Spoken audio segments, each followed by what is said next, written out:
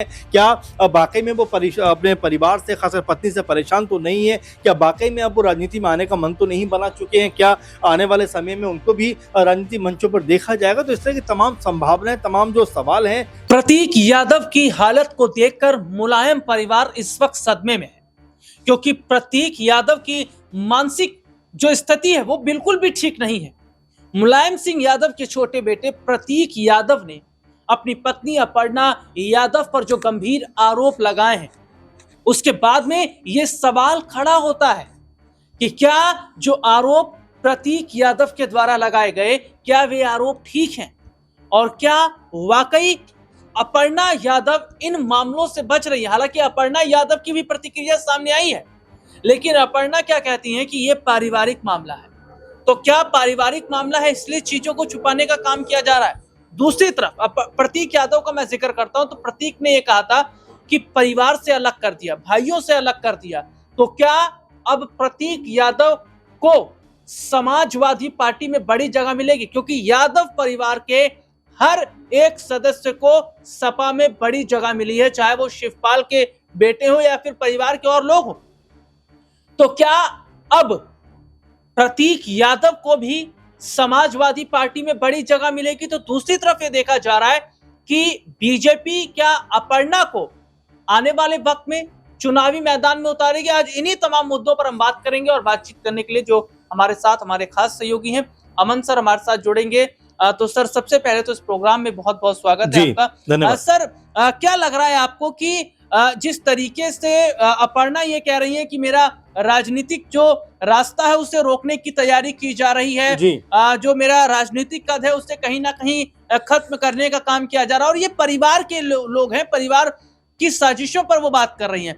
तो क्या लग रहा है सर, इतने समय में अपर्णा को मौका नहीं मिला, लेकिन जिस तरीके से अपर्णा यादव ने केजीएमयू का मामला उठाया, चर्चाओं में आई, लाइमलाइट में आई, तो अपर्णा को यूपी चुनाव में क्या टिकट मिल सकता है, लग रहा है सर? देखिए, बिल्कुल राहुल जी, आपने महत्वपूर्ण मुद्दा उठाया, क्योंकि उत्तर प्रदेश में इस समय प्रतीक यादव और अपर्णा यादव के बीच में जिस तरह से तनातनी का माहौल देखने को मिल रहा है, जिस तरह से तमाम खबरें निकल के सामने आ रही है, क्योंकि जब चार दीवारी से निकल के खबरें बाहर जाती हैं तो जाहिर बात है कि पब्लिक का उसमें इंटरेस्ट कहीं ना कहीं आ जाता है। और यही वजह है कि अब अपर्णा यादव से लगातार जर्नलिस्ट जो है, पत्रकार जो है, मीडिया जो है, वो सवाल जवाब करती हुई नजर आती है कि भाई जो खबर सामने आई है कि प्रतीक यादव क्या आपसे तलाक लेना चाहते हैं, लेकिन उसके ऊपर अपर्णा यादव कहती हैं कि आप चुप रहिए, मेरा परिवार का मामला है, मैं इस पे बात नहीं करूंगी। और यहां तक कि जो पत्रकार सवाल पूछते हैं उनको भी कहती है कि आप जो एक महिला का अपमान करने का प्रयास कर रहे हैं। तो जाहिर बात है कि यहाँ पर अपर्णा यादव इस पूरे मुद्दे के ऊपर बात नहीं करना चाहती हैं। लेकिन महत्वपूर्ण और अहम चीज जो देखने को मिलती है कि जब इस तरह के मामले, जो वाकई निजी मामले हैं, इस पर बात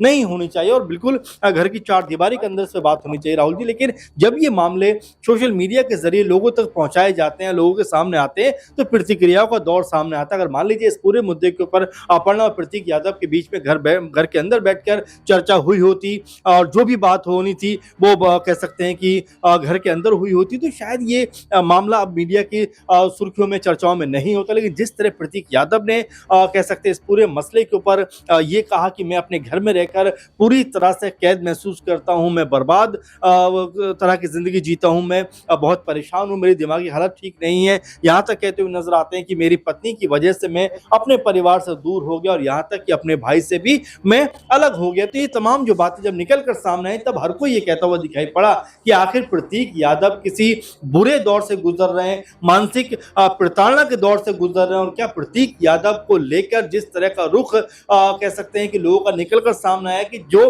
अपने आप में परेशान है, तो आखिर अपर्णा यादव स्पष्ट रूप से इसके ऊपर बात क्यों नहीं कर रही? जब जर्नलिस्ट उनसे बात करना चाहते हैं, कहती हैं कि भाई ये परिवार का मसला है। तो जब परिवार का मसला है तो परिवार के अंदर रहता तो बेहतर है। लेकिन आज जब ये बाहर निकलकर सामने आया है तो वाकई में अब इस पूरे मसले के ऊपर अपर्णा यादव को स्पष्टीकरण करना चाहिए। गोलमोल जवाब देने से कहीं ना कहीं जो उनकी स्थिति है बहुत ज्यादा मीडिया की नजरों में कह सकते हैं कि संदेहास्पद होती चली जाए, क्योंकि मीडिया के जो लोग हैं उनसे इस तरह के सवाल पूछेंगे और यहाँ पर अपर्णा यादव कहीं ना घिरी हुई नजर आएंगी।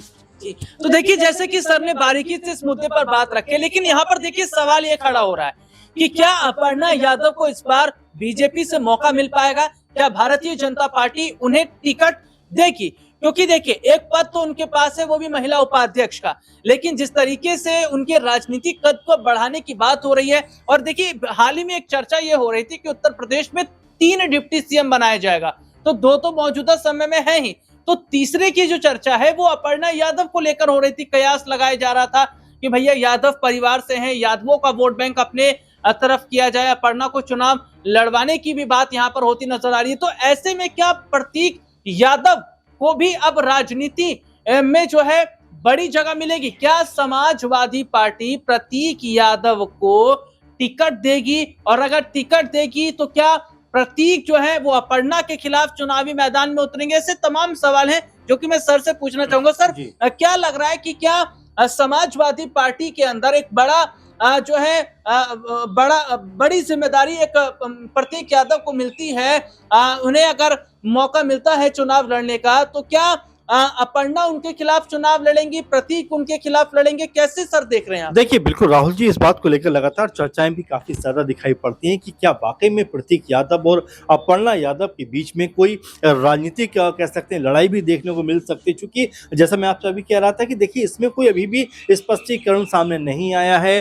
प्रतीक यादव ने 2 पोस्ट सोशल मीडिया पर जरूर किए, लेकिन वो भी मीडिया के सामने आकर बात नहीं रख रहे। तो ऐसे में कई चीजों को लेकर संदेह पैदा होता है कि क्या ये खुद को प्रमोट करने का तरीका तो नहीं है, क्या वाकई में वो अपने परिवार से, खासकर पत्नी से परेशान तो नहीं है, क्या वाकई में अब वो राजनीति में आने का मन तो नहीं बना चुके हैं, क्या आने वाले समय में उनको भी राजनीति मंचों पर देखा जाएगा? तो इस तरह की तमाम संभावनाएं, तमाम जो सवाल हैं वो उठते हुए दिखाई पड़ते हैं कि आखिर प्रतीक यादव का आने वाला जो कह सकते हैं कदम है वो क्या होने वाला है, क्या प्लान के साथ वो जाने वाले हैं, क्या वाकई में राजनीतिक जो अब तक जो चीजों से बचते रहे हैं, तो क्या यहाँ पर राजनीति अखाड़े में अब वो अपनी एंट्री कर सकते हैं? और ये भी कहा जा रहा है, जैसा आपने भी कहा राहुल जी, कि यहाँ पर अपर्णा यादव और प्रतीक यादव के बीच में कोई सियासी माहौल बन सकता है। और जो लगातार ये भी कहते हैं कि भाई जो लखनऊ कैंट सीट है जिसके ऊपर अपर्णा यादव 2017 में चुनाव लड़ी भी हैं, क्या उस सीट से दोनों ही आपस में भिड़ते हुए दिखाई पड़ सकते हैं? क्योंकि लखनऊ कैंट की जो सीट है इसके ऊपर अखिलेश यादव ने अभी से ही अपने कई जो अनुभवी नेता उनको लगा दिया है, प्रभारी बना दिया कि भाई आप जो है पूरे माहौल को देखिए। तो ऐसे में गुंजाइश तो बन रही कि क्या अपर्णा यादव से खफा दिखाई पड़ रहे प्रतीक यादव अब सपा के अंदर एंट्री करते हुए दिखाई पड़ सकते हो। सपा के अंदर अगर एंट्री करते हैं तो क्या वो पॉलिटिकल तौर पर अपना जो डेब्यू है क्या वो कर सकते हैं? क्या वो लखनऊ कैंट में जाकर चुनाव लड़ते हुए नजर आ सकते हैं? ऐसा होता है तो पारिवारिक जो बात कही जा रही है वो राजनीतिक रंग में बदलती हुई दिखाई पड़ सकती है। क्योंकि प्रतीक यादव अब तक तो राजनीति में नहीं है, लेकिन जिस तरह की बात वो कर रहे हैं कि मैं मेरे भाई से भी अलग हो गया, तो क्या वो भाई के सहारे राजनीति में एंट्री करना चाहते हैं? देखिए अभी ये तमाम बातें जो कयास लेवल पर जरूर हैं, लेकिन जिस तरह का माहौल बना हुआ उत्तर प्रदेश में, तो हो सकता है कि आने वाले दिनों में ये कयास जो है वो सच भी साबित होते हुए दिखाई पड़ जाए। जी, तो देखिए जैसे कि सर ने इस मुद्दे पर बारीकी से अपनी बात रखी, और यहाँ चर्चा चल रही है अपर्णा यादव की कि क्या अपर्णा यादव को बीजेपी की तरफ से मौका मिल सकता है, क्या बीजेपी उन्हें टिकट दे सकती है, चुनाव लड़वा सकती है? तो अगर ऐसे में जी हाँ, यहाँ पर स्थिति जो है वो प्रतीक यादव को लेकर भी बनी हुई है कि क्या प्रतीक को भी चुनावी टिकट समाजवादी पार्टी की तरफ से मिल सकता है? क्योंकि देखिए इस वक्त समाजवादी पार्टी के जो लोग हैं, जो परिवार के लोग हैं, वो प्रतीक के साथ यहाँ दिखते नजर आ रहे हैं। क्योंकि जिस तरीके से प्रतीक यादव ने अपनी जो व्यथा है उसको व्यक्त की थी, और जिस तरीके से उन्होंने बताया था कि अपर्णा यादव नेम फेम पाने के लिए परिवार को अलग छोड़ चुकी हैं, बच्चों को अलग छोड़ चुकी हैं, और किस तरीके से प्रतीक यादव ने अपनी मेंटल कंडीशन को लेकर भी बताया। तो ऐसे में तमाम सवाल अपर्णा को लेकर खड़े किए गए थे। लेकिन अब ये वाकई देखना होगा कि क्या आने वाले वक्त में प्रतीक अपर्णा एक दूसरे के आमने सामने आते नजर आएंगे? क्या चुनाव जो है वो एक दूसरे के सामने लड़ते नजर आएंगे? और क्या समाजवादी पार्टी के अंदर एक बड़ी जगह प्रतीक को मिलती नजर आएगी? क्या प्रतीक की हालत को देखकर अखिलेश उन्हें अब राजनीति में लेकर आएंगे? अब ये जरूर देखना होगा कि क्या बड़ा कदम यहाँ पर मुलायम परिवार की तरफ से प्रतीक को लेकर उठाया जा सकता है, या फिर ये जो मामले चल रहे हैं इसको किसी तरीके से अपर्णा यादव सुलझा लेंगे। इस मुद्दे पर आपकी क्या राय है, कमेंट करके जरूर बताइएगा, और इजाजत दीजिए। नमस्कार।